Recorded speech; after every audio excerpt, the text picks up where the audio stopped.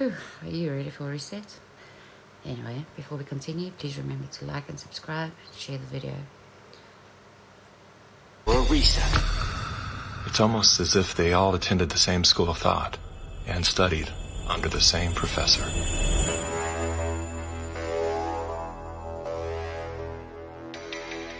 Some people would say this revolution is characterized by the fight of robots against human beings. And we will win this fight. Professor Klaus Schwab was born in 1938 in Ravensburg, Germany, where Nazi crimes against humanity were committed. His father, Eugene Wilhelm Schwab, was the managing director of Escher Weiss Ravensburg, a company that used slave labor to manufacture weapons of war for the Third Reich. While Klaus, his father, was at the helm, the Nazi Party awarded Escher Weiss Ravensburg the title of National Socialist Model Company. Years later, Klaus Schwab joined the board of directors at Escher Weiss Ravensburg, where he played a key role in the development of South Africa's nuclear weapons program during the darkest years of the racist apartheid regime. Today, Klaus Schwab is the founder and executive chairman of the World Economic Forum. If you'd like to meet the people who are supposed to repair the state of the world, or give a piece of your mind to the bankers who helped get us into this mess, we can tell you where to find a lot of them. The World Economic Forum. Founded in 1971, the World Economic Forum is an international private organization which receives billions of tax-free dollars from its members and their global enterprises.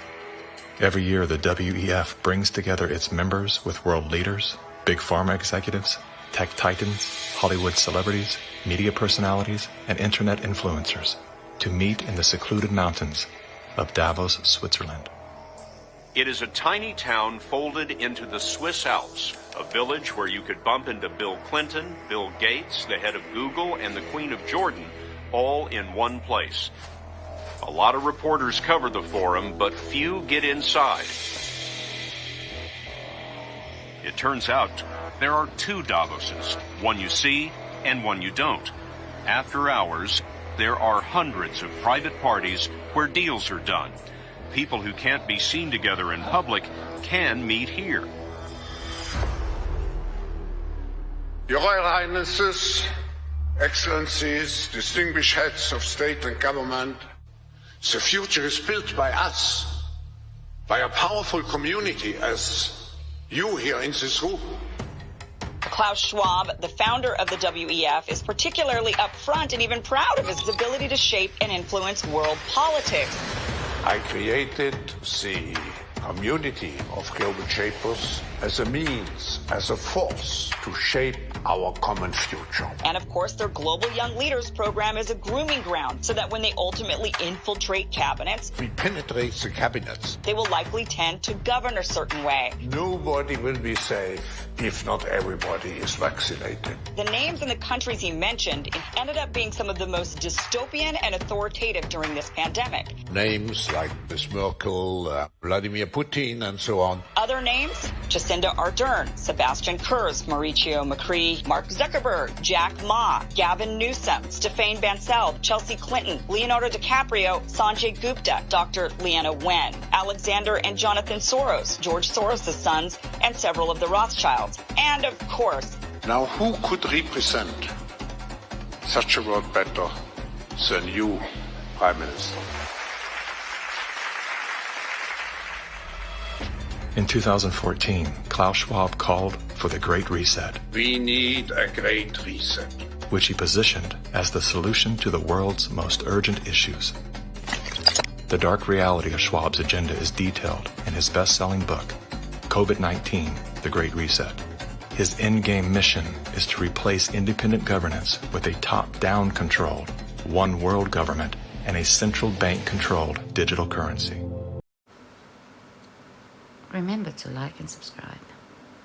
Share the video.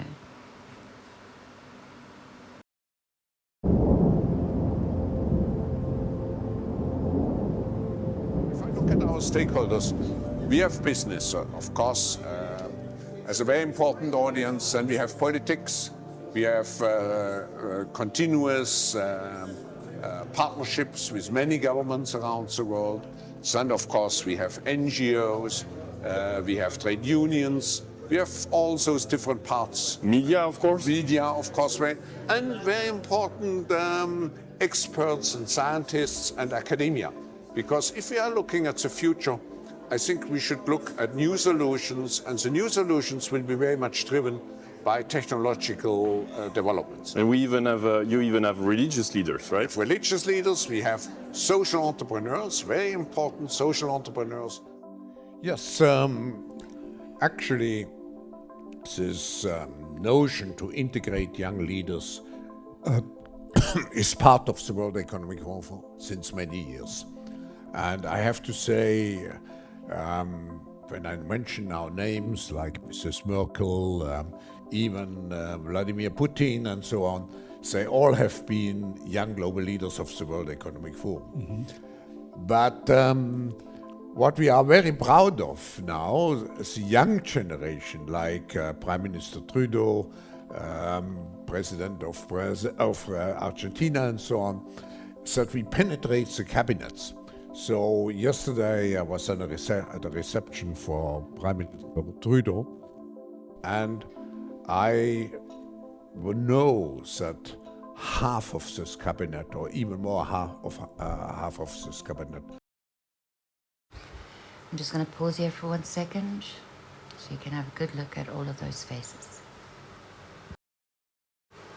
Now don't go away, it's about to get a lot more interesting.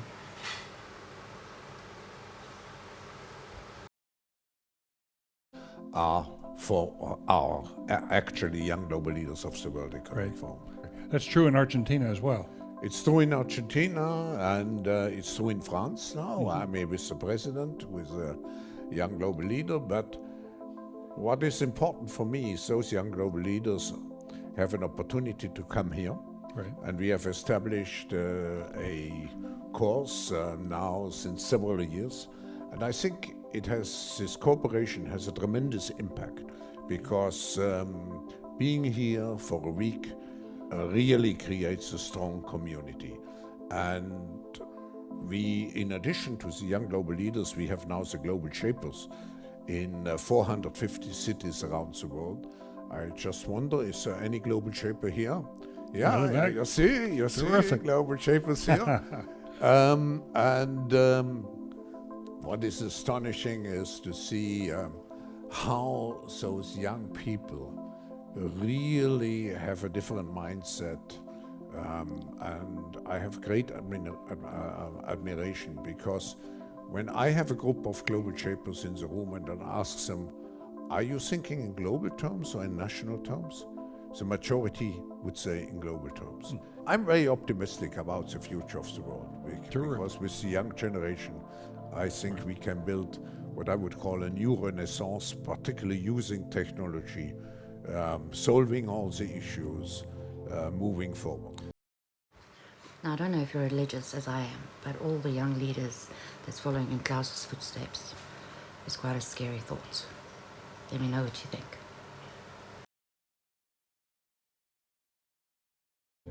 Question and contact, questions and comments. The Honourable Member for Oshawa.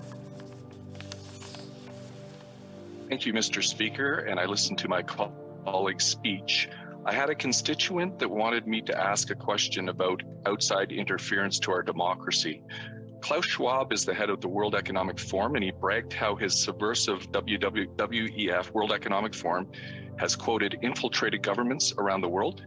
He said that his organization had penetrated more than half of Canada's cabinet. And I was wondering, in the interest of transparency, could the member please name which cabinet ministers are on board with the WEF's agenda? My concern is the deputy. Okay, I just want to point out that firstly, the question was quite clear, and secondly, he even said it was a great question, so obviously he heard it. Order. I know that the member was in a really good question there, but the audio is really bad, and the video is really bad as well. And I apologize. I don't know if the member. Okay, let's try again. The honorable. Governments have a key role to play. It's the young generation which certainly will drive the future. But governments have to shape the future, the theme of this annual meeting. The fourth revolution is not coming like the waves in the ocean, small waves. It's coming like a tsunami. Ladies and gentlemen, when we look at all the breakthroughs and all the possibilities, opportunities which we have in the coming years, it will be overwhelming to see how fast the change will happen in an exponential speed. What the fourth industrial revolution will lead to is a fusion of our physical, our digital, and our biological identities. Okay, so my question here is simple. Are you willing to give up your humanity? And most importantly, are you going to be a good little nutty and help Schwab take humanity into chaos?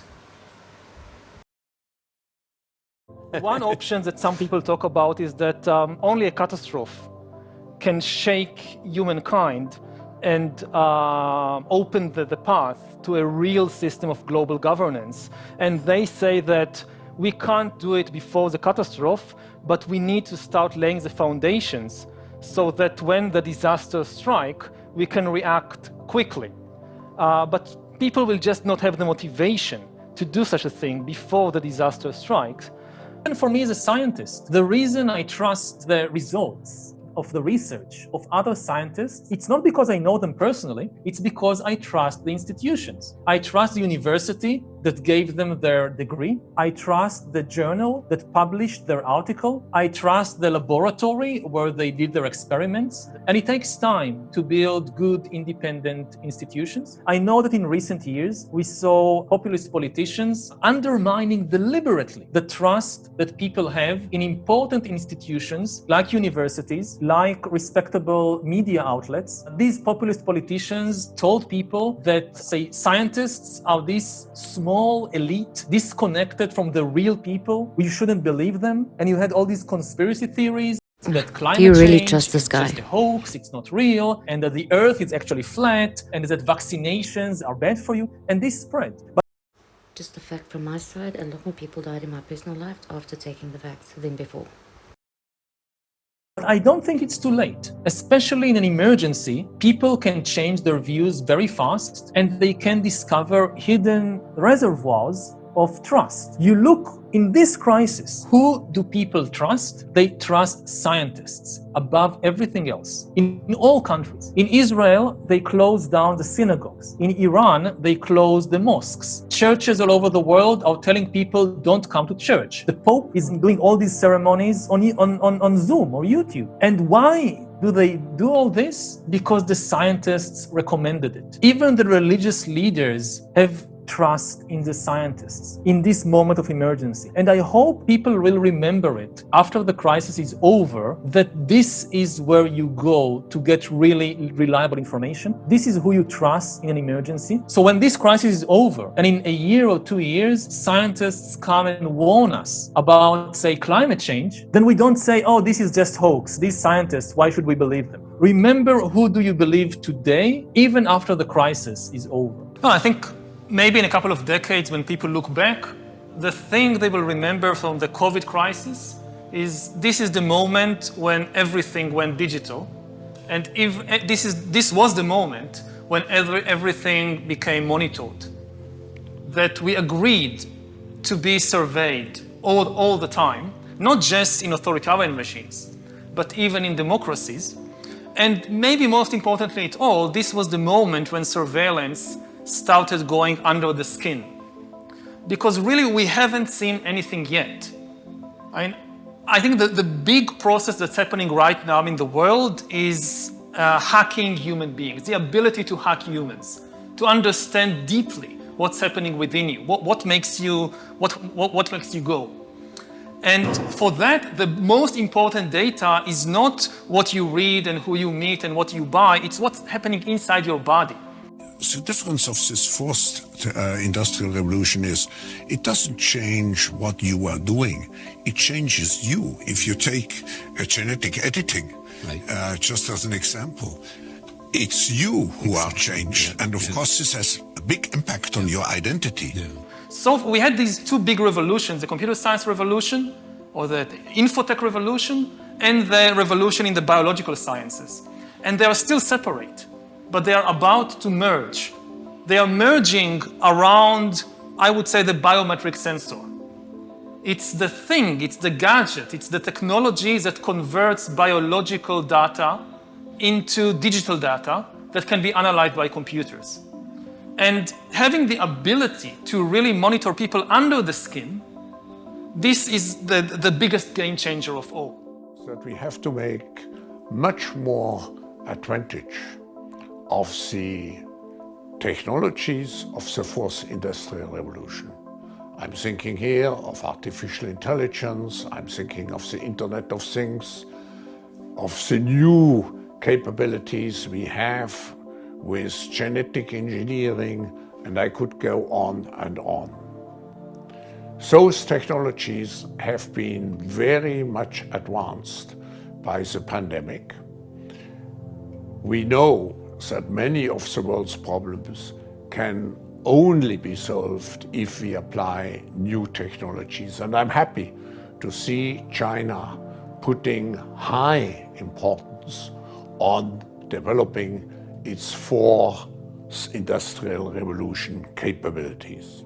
This is the key for getting to know people better than they know themselves. And COVID is critical because this is what convinces people to accept, to legitimize total biometric surveillance. If we want to stop this epidemic, we need not just to monitor people, we need to monitor what's happening under their skin. First, I think it's very important to know that the COVID-19 pandemics just has accelerated certain trends. What we will see now is acceleration of those trends, and of course, a unique opportunity to reset our global agenda, to do something about all those negative developments. I include also the lack of international cooperation.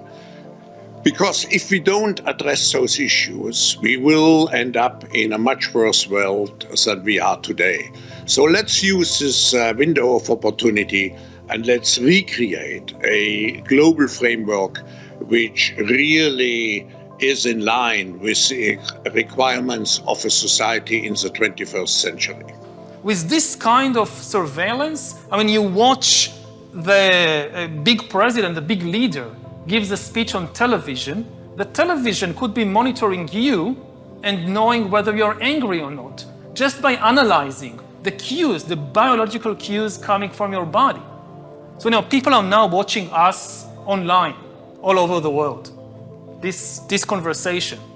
Now, maybe even right now, the people who are watching us are being watched and analyzed. And the thing is, it's not just you're now watching this. The thing is, we know that you're watching this and we also know how you feel. Are you angry about what you hear? Are you frightened? Are you bored? This is the kind of power that Stalin didn't have. When Stalin gave a speech, everybody, of course, clapped their hand and smiled. Now, how do you know what they really think about Stalin? It's very difficult. But in 10 years, the future Stalins of the 21st century, they could be watching the minds, the brains of all the population all the time. And also they will have the computing power to analyze all that. Now you don't need human agents. You don't need human analyzers. You just have a lot of sensors and an AI which analyzes it. And that's it. You have the worst totalitarian regime in history. And COVID is important because COVID legitimizes some of the crucial steps even in democratic countries. The virus, the pandemics, has reminded us how interdependent we are in the world, how we are part of a global destiny, a common global destiny. On the other hand, the virus also has demonstrated that we need more resilience, and interdependence also creates greater risks. So what we will see is hopefully, on the one hand, more globalization. This pandemic has provided an opportunity for a reset. This is our chance to accelerate our pre-pandemic efforts to reimagine economic systems that actually address global challenges like extreme poverty, inequality, and climate change. Now is the historical moment, the time, not only to fight severe virus, but to shape the system. We have a unique but rapidly shrinking window of opportunity to learn lessons and reset ourselves on a more sustainable path. It is an opportunity we have never had before and may never have again. So we must use all the levers we have at our disposal, knowing that each and every one of us has a vital role to play. Now is the time to think what history would say about this crisis. And now is the time for all of us to define our own role. What is it that would make it so that history would look at this crisis as the great opportunity for reset? The Great Reset is a welcome recognition that this human tragedy must be a wake-up call. It is imperative that we reimagine, rebuild, redesign, reinvigorate, and rebalance our world. Rebalancing investment, harnessing science and technology, and advancing the transition to net zero emissions, all elements of the Great Reset, are fundamental to building the future we need. The world's problems fit on three sides of a triangle. It's one versus many, man versus nature, and the unfortunate foundation is long-term versus short-term. We had already income inequality that was fueling income, race, gender inequality. We have a climate emergency, which we can't walk away from. There's no doubt that the very survival of the human race requires us to act. Any recovery stimulus should have green conditions attached to it. Energy prices should reflect real costs. You need private sector capital, private sector ingenuity, private sector technology, and private sector capabilities to come to the party. You need enormous trust between the private sector and the public sector for this to actually work. We have to change our economy dramatically in the next 20 or 30 years, and the next 10 years is absolutely decisive. The recovery has to be greener than any of the previous recoveries. And in order to do that, we need to ensure that the stimulus package, including fiscal and monetary, are much greener than they were before. So we cannot waste this opportunity to ensure that the very precious money that's raised from the next generation is spent on green and low carbon. We will now start a quite high number of task forces to look at all the different issues, and we will present all those ideas to the people assembled in Davos. But at the same time, we will make Davos very different, very open, to ensure that we do not fall back to old recipes, but that we really look at forward-oriented solutions. It's a very pertinent question to ask, how do we build back better? To build back better or whatever. We have a chance to reset the clock and build back better than before. To build back better than before. Terrible damage of COVID as we try to build back from this global pandemic. Joe Biden calls it Build Back Better. Build back better. Building back better. To do things differently. To build back better. We're going to build it back better. And build it back better. My plan to build back better. Start taking all the problems that have been created in education and mental health and start to build back in a positive way. I have launched a booklet called Build Back Better, written after coronavirus. It's about building this country back better. Growing conspiracy following it. It is called the Great Reset. Unprecedented opportunity to rethink and reset the ways in which we live. Opportunity for reset. The theory even calls Mr. Biden's campaign slogan, Build Back Better, a front for the conspiracy. Build back better. Building back better our economy. Build back better. All elements of the Great Reset are fundamental to building the future we need. This pandemic has provided an opportunity for a reset. It's a big effort to, some would say, to build back better. We would say to really have a great reset. Conspiracy, conspiracy. Conspiracy. The window of opportunity is still there, but our window of opportunity is narrowing. I would put it that way, narrowing.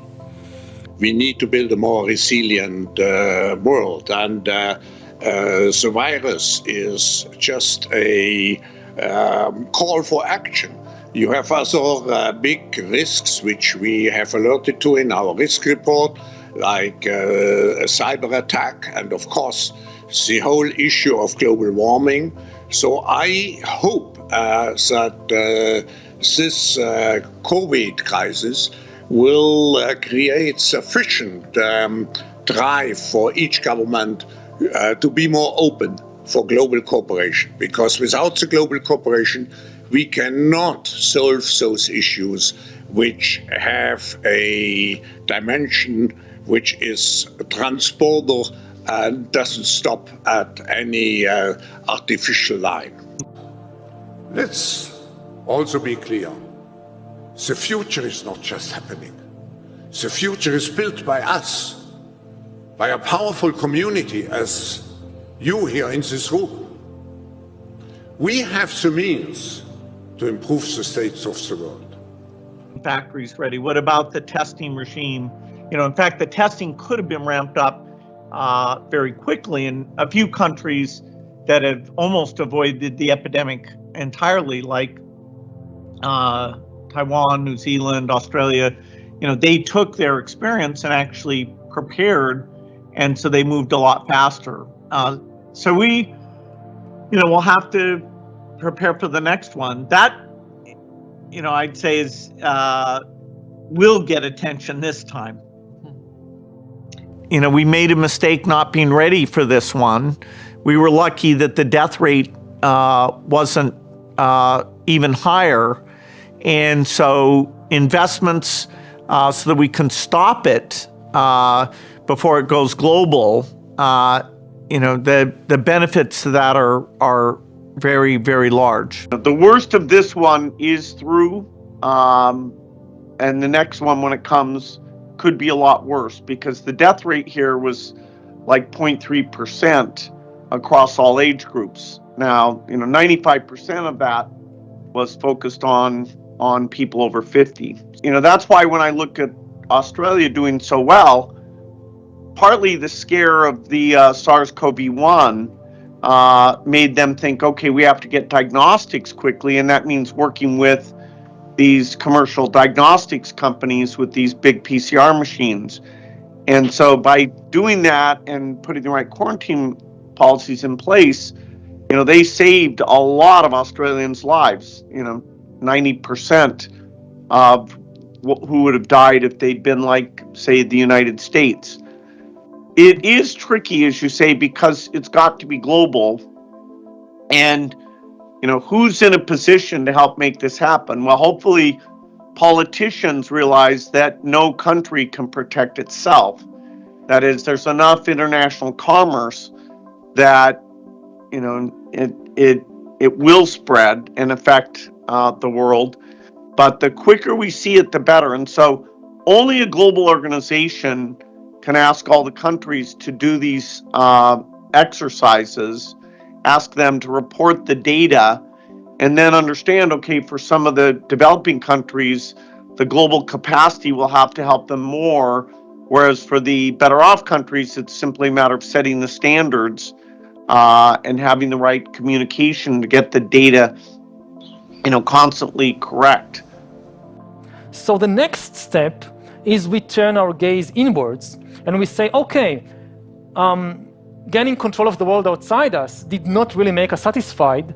Let's now try to gain control of the world inside us. This is the really big project of science and technology and industry in the 21st century, will be to try and gain control of the world inside us, to learn how to engineer and produce bodies and brains and minds. These are likely to be the main products of the 21st century economy. When people think about the future, very often they think in terms, oh, I want to gain control of my body and of my brain. And I think that's very dangerous.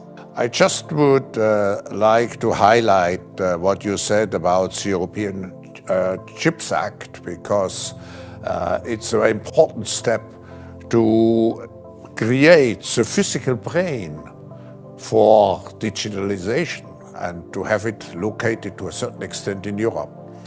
Au bout de ça, on parle de puces qu'on pourra s'implanter. Ce sera quand ça? Certainement dans les 10 années à venir. Et d'abord, on va les implanter dans nos vêtements, c'est-à-dire wearables, comme on le dit.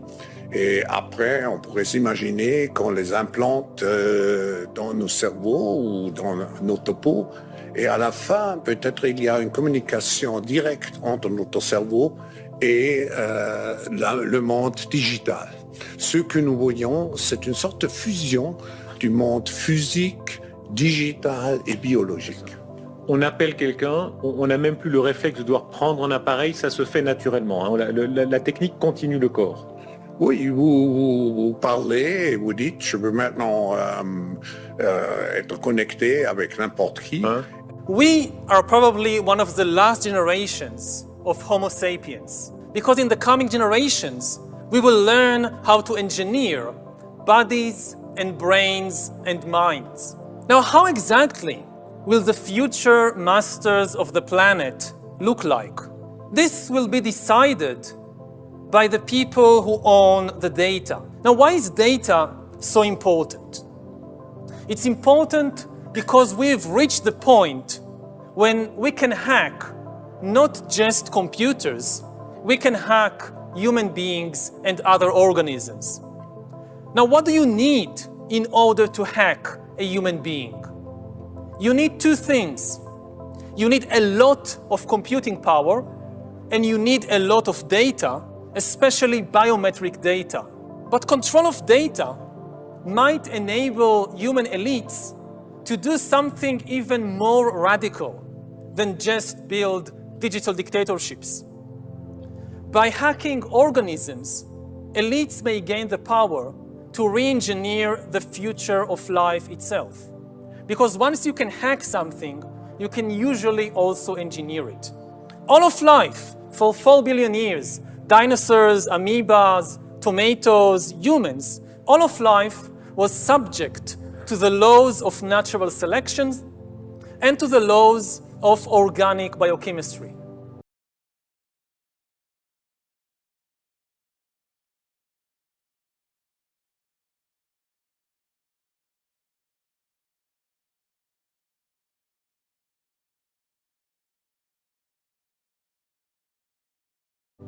But this is now about to change. Science is replacing evolution by natural selection with evolution by intelligent design. Not the intelligent design of some god above the clouds, but our intelligent design and the intelligent design of our clouds. The IBM cloud, the Microsoft cloud, these are the new driving forces of evolution. And at the same time, science may enable life, after being confined for 4 billion years to the limited realm of organic compounds, science may enable life to break out into the inorganic realm. It changes not only what we are doing, it changes us. Because it's a fusion of our physical, digital, and biological spheres. It's an integration of those spheres. Just think of sensors planted into our brains. The opportunities are immense. And we have to prepare ourselves already now History meets us now. And governments, as I said at the beginning, are challenged. They have to change. AI can create new ideas, can even write a new Bible. We, throughout history, religions dreamt about having a book written by a superhuman intelligence, by a non-human entity. Every religion claims our book, all the other books of the other religions, humans wrote them. But our book, no. It came from some superhuman intelligence. In a few years, there might be religions that are actually correct. That just think about a religion whose holy book is written by an AI. That could be a reality in a few years. Of the 21st century will be, what do we need humans for? Or at least, what do we need so many humans for? Do you have an answer in the book? At present, the best guess we have is keep them happy with drugs and computer games. But this doesn't sound like a very appealing future. We are really upgrading humans into gods.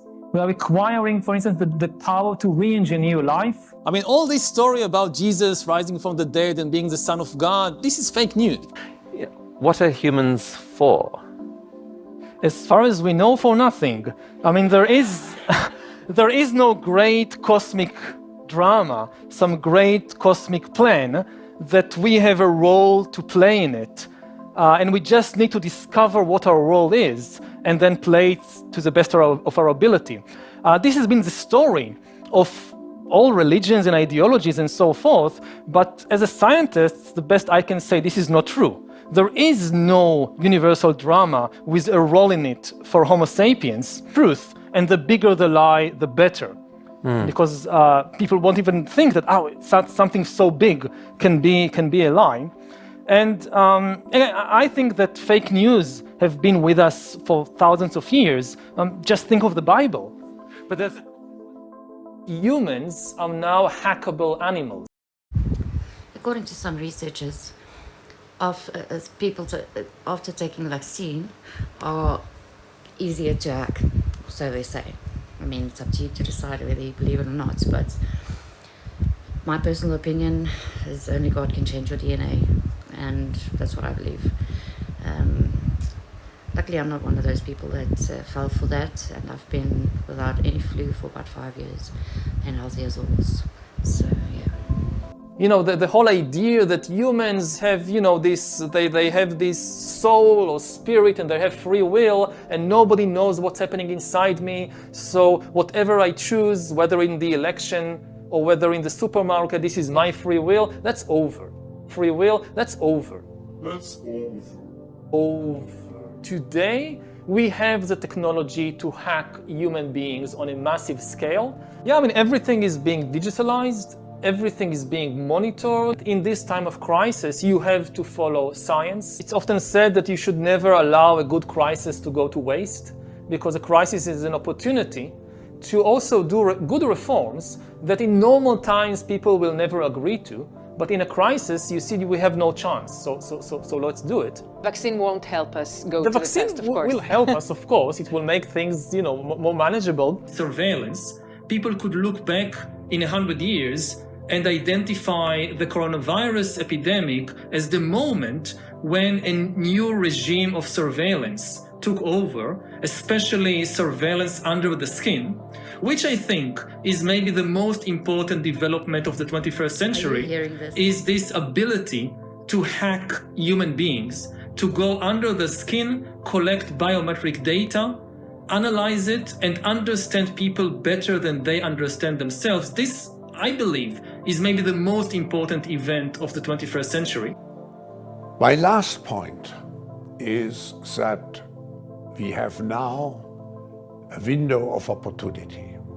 We are coming out, thanks also to the leadership of China in terms of fighting the pandemic, in terms of reinvigorating its economy. We have now a window of opportunity to create this global reset which we all need. This global reset is necessary because we have seen that our policies which we pursued before the coronavirus struck us, that those policies do not create the necessary inclusion of society necessary for harmonious societal development. We have a great opportunity at this moment, like we had after World War II, to have in some way a new beginning in our global cooperation, in globalization, in managing our global affairs. I hope that we will not miss this opportunity. Like most globalists, Schwab regards Communist China as a shining model of how he intends to transform the world. We now welcome His Excellency Xi Jinping. China has made significant economic and social achievements under your leadership. Chinese influence on global affairs is growing. The founder of the World Economic Forum, Klaus Schwab, says that this is what motivated the group this year to invite President Xi Jinping to deliver the keynote address in Davos. Schwab said Xi's presence was a sign of the shift from a unipolar world dominated by the United States to a more multipolar system in which rising powers like China will have a step up and play a bigger role. I think it's a role model for many countries. But we have to go one step further. It's a systemic transformation of the world. Bill, how confident are you that we as a global community will deal with the next pandemic better? Well, there were a lot of people in 2015 after the Ebola epidemic who were talking about what needed to be done. And in this pandemic, the countries that had some exposure to SARS-CoV-1 were amongst the outliers. So Australia is a true outlier. They orchestrated diagnostics, they executed quarantine policies, and they have a death rate in a different league than the other rich countries. Just utterly different. And everybody had the capability to do that. They, have less PCR machines than other rich countries. It wasn't something. They had more travelers coming in from China than other countries. So hopefully, given the so many negative things, not just the millions of deaths and the economic toll, but the lack of schooling, depression, overdose deaths. It's hard to make the entire list. As you say, for men, more men died. For women, more women had unacceptable burdens thrust onto them. So the cost of being ready for the next pandemic is not super large. The R&D that we need to do to get magic vaccines and diagnostics and therapeutics, that's less than 100 billion over the next decade. So, if we're rational, yes, the next time we'll catch it early and it won't go global like it did this time. The next big projects of humankind will be to overcome old age and death, to find the keys, the secret to happiness, and to basically upgrade humans into gods. This is why the title Homo Deus, God-man. And I don't mean it as a kind of literary metaphor. I mean it in the literal sense that for thousands of years, humans have imagined gods in a particular way. They ascribed particular abilities and qualities to gods. And we are here in a church, and the walls are full of these descriptions of what God can do. And we are now seriously in the business of acquiring these traditional divine abilities and qualities to ourselves. Whether it's trying to overcome death and gain immortality, or whether it's gaining the ability to create and design life according to our wishes. In the Bible, in the book of Genesis, basically the first thing God does is to create animals and plants and humans according to his wishes. We are now trying to gain this divine ability to ourselves. It's very likely that in the 21st century, the main product, the most important products of the human economy will no longer be just vehicles and textiles and food and weapons. The main products will be bodies and brains and minds. And in a way, we are even reaching beyond what ancient religions ascribed to the gods. Because the gods, like Jehovah in the Bible, they could create only organic beings. If you're a creationist, and you look at the world, so all these animals, all these plants, God created them, and they are all organic. Now humans are trying to do better than that. We will not just gain the ability to create these organic beings that's been around for 4 billion years. We are in the process of learning how to create the first inorganic entities, inorganic beings, like artificial intelligence, that ever existed. Through his foundation, Bill Gates has helped to fight AIDS, tuberculosis, and malaria. Well, today at the World Economic Forum in Davos, Switzerland, he announced that his project called CEPI, or the Coalition for Epidemic Preparedness Innovations, has $460 million. He sat down with CBS News to talk about how that money will go to preparing for the next great epidemic. The idea is to take a new way of building vaccines that could let us develop in less than a year a novel vaccine. They're called DNA RNA vaccines, and so we'll fund a few projects to build specific vaccines. But not only will we get that, we'll prove out that these platforms can work, we'll understand the regulatory issues, and it gives us a chance of being able to respond in time when the next epidemic hits. We're in the same situation we were in before, where it takes years to build a new vaccine.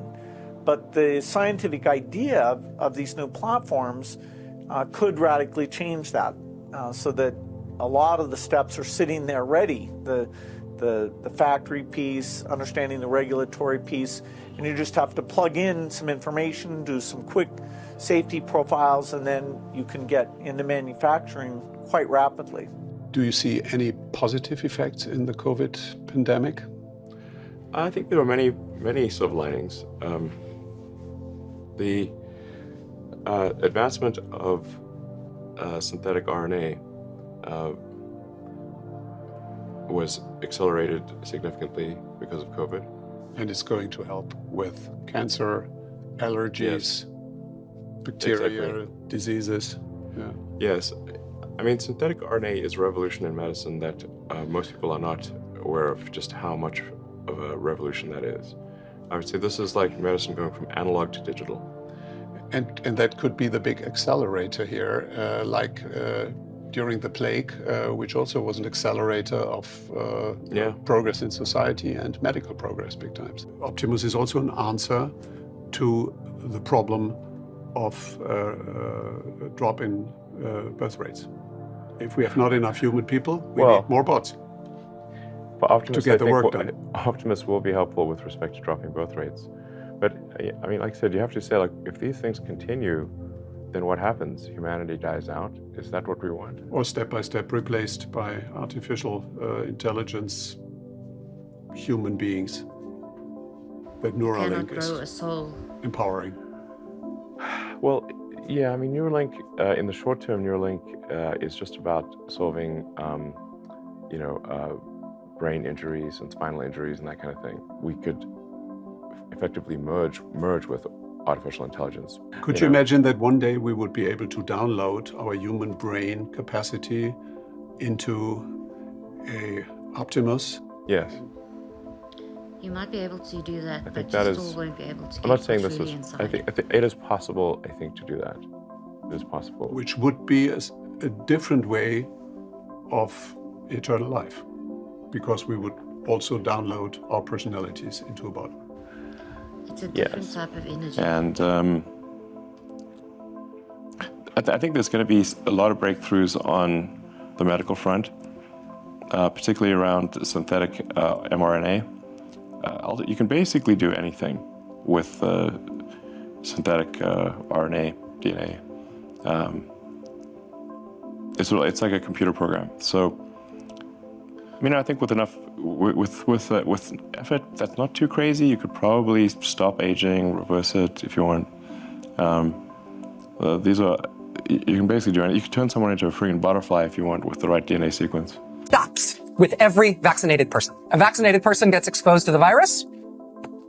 The virus does not infect them. The virus cannot then use that person to go anywhere else. It cannot use a vaccinated person as a host to go get more people.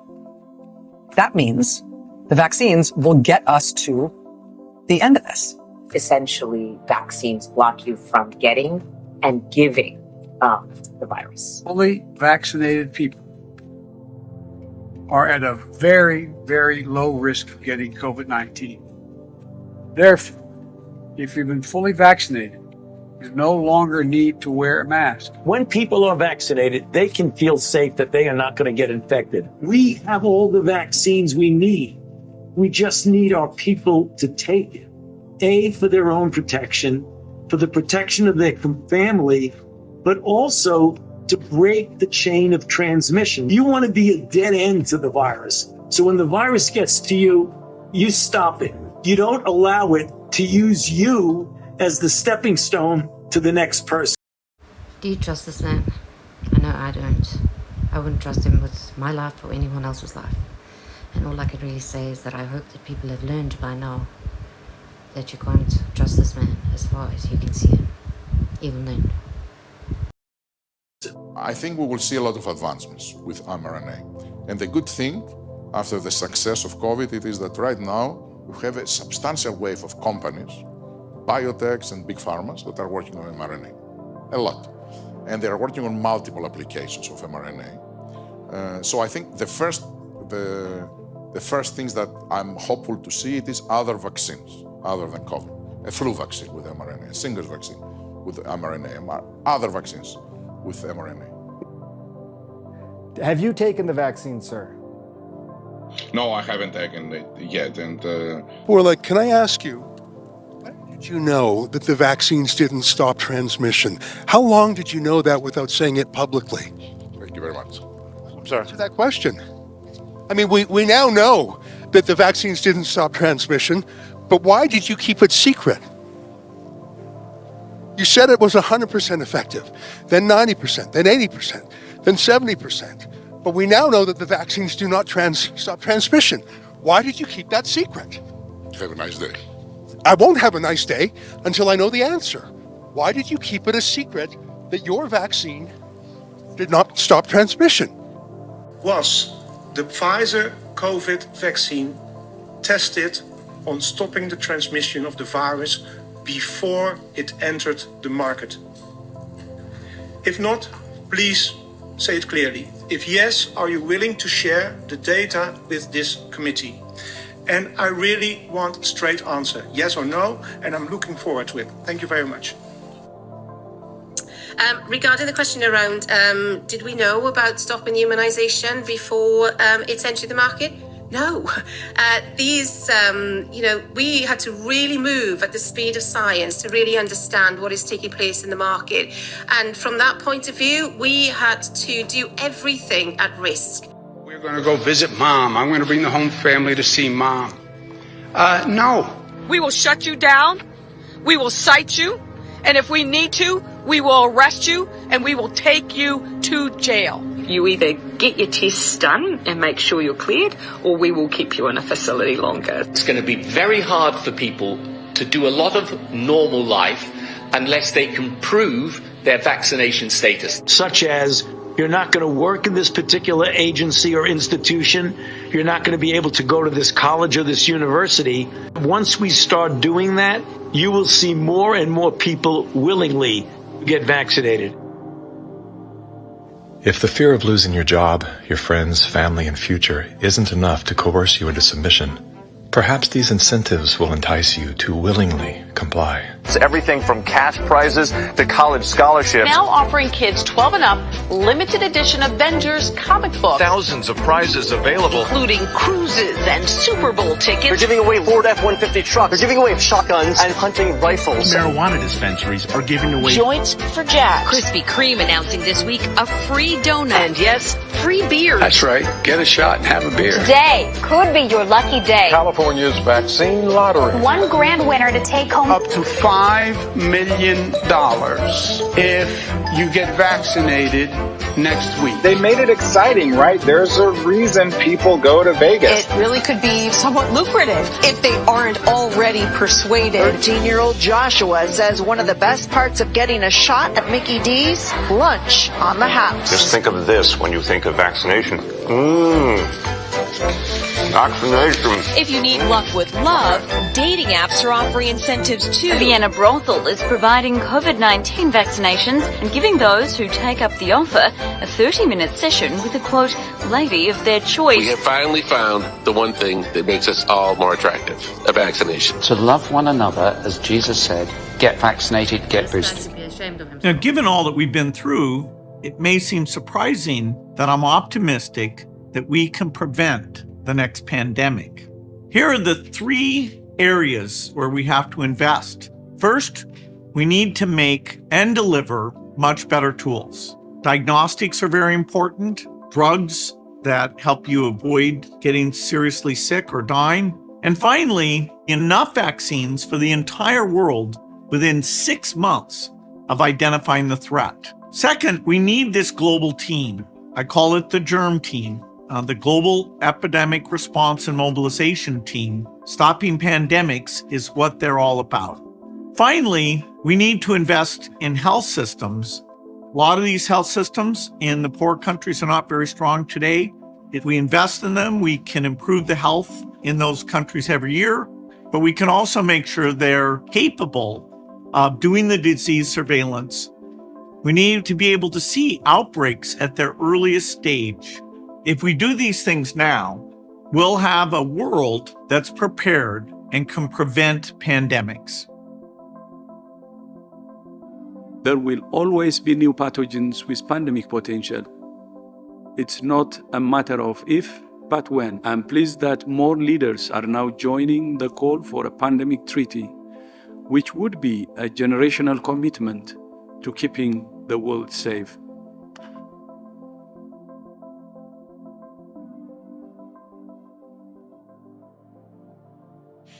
I think there's a huge impetus now for a national digital infrastructure. Digitization in healthcare is, I think, one of the great game changers.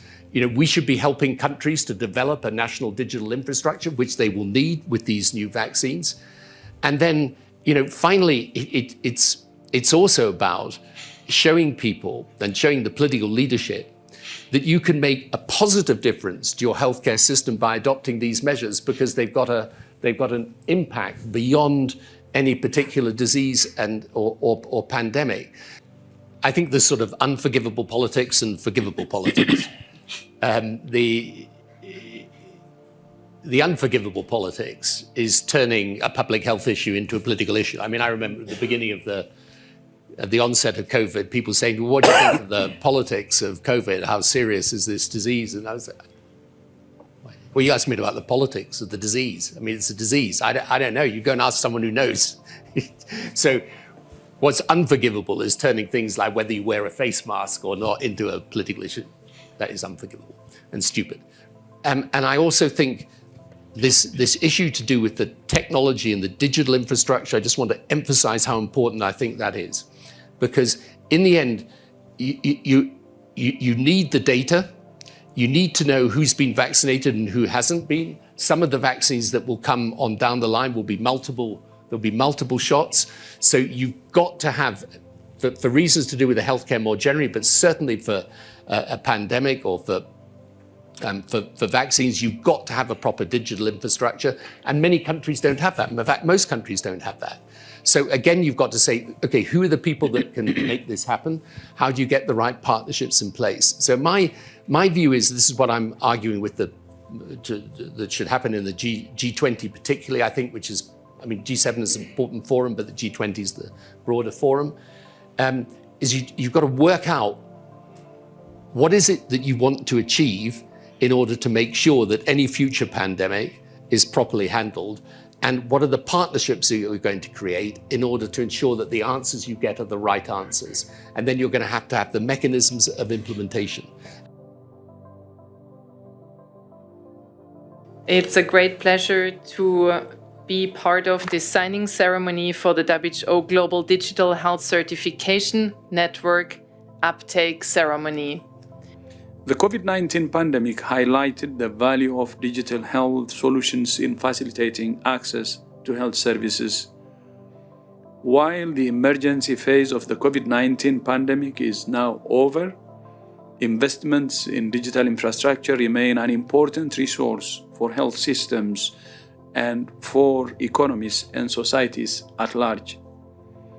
Like many countries, the European Union made significant investments in COVID-19 certificates to help people move around as safely as possible during the pandemic.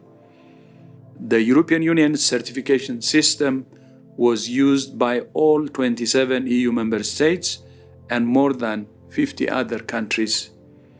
Building on the success of the EU system, WHO is proud today to launch the Global Digital Health Certification Network.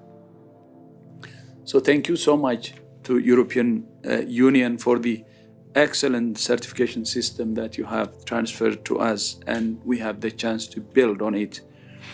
WHO will begin operations of the network today with the existing COVID-19 certificate as a global public good. Soon after, we will expand this infrastructure by incorporating other use, such as a digitized international certificate of vaccination, routine immunization cards, and international patient summaries. WHO will continue to work with all regions to ensure that the network is accessible globally, incorporating relevant experiences and standards from other countries and regions. The Global Digital Health Certification Network will be an important part of our efforts to strengthen health systems and support our member states to prepare better for the next epidemic or pandemic.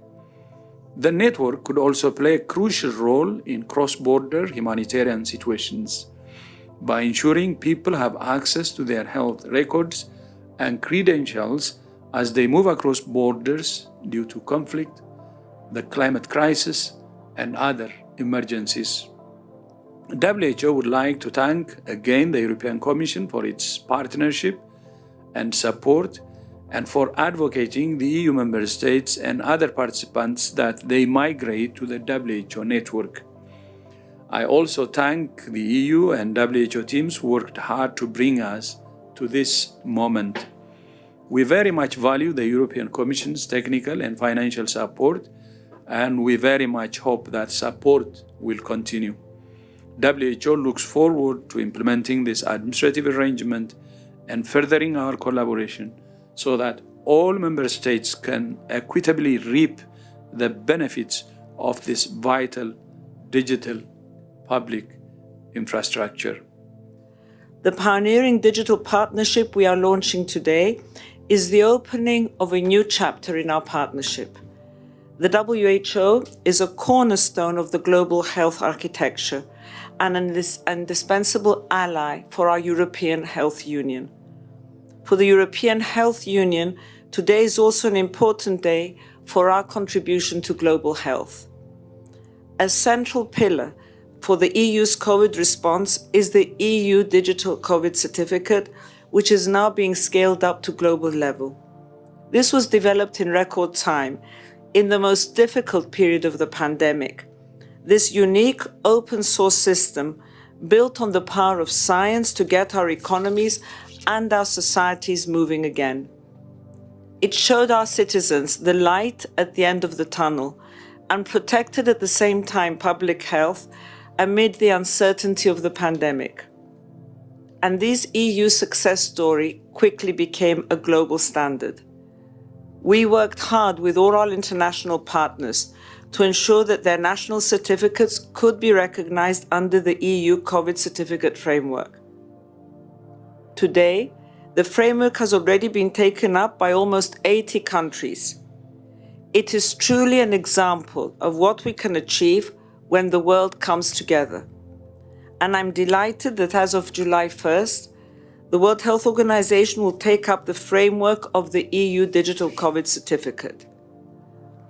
Although COVID-19 is no longer a public health emergency of international concern, this new system will remain a key part of our global preparedness to face future health threats. And through this system, we will build a genuine world standard in digital health documentation. Its global successor, the WHO Global Digital Health Certification Network, is the new chapter in the development of digital health.